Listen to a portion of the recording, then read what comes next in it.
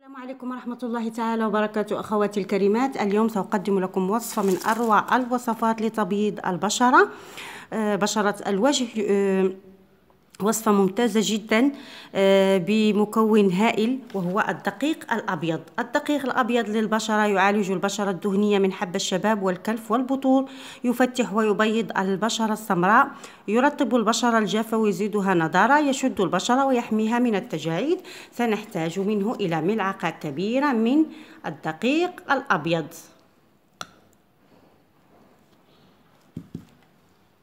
سنضيف على هذا المكون زيت اللوز الحلو المعروف بفوائده المذهلة لبشرات الوجه، وأنا أنصح به دائما بدهن وجه خصوصا البشرة الجافة ليلا وتركه طوال الليل. يعطي نتائج مذهلة لتبييض الوجه وتفتيح البشرة والعناية بها وتغذيتها وترطيبها.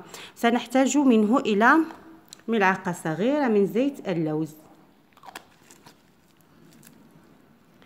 وسنضيف الحليب الكافي لخلط هذه المكونات.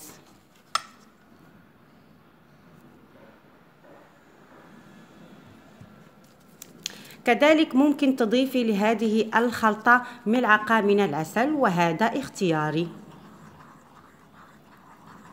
سنخلط هذه المكونات جيدا حتى الحصول على عجينة.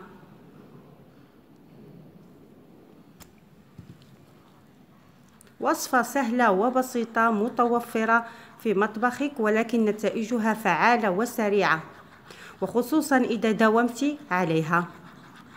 طبعا أنا أنصح بأي وصفة بالمداومة عليها لتعطيك النتائج المرجوة والمرضية. سنخلط هذه المكونات جيدا حتى الحصول على عجينة مثل هذه.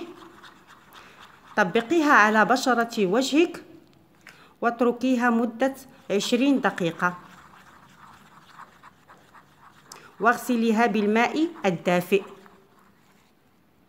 وانعمي ببشرة ناعمة بيضاء جميلة.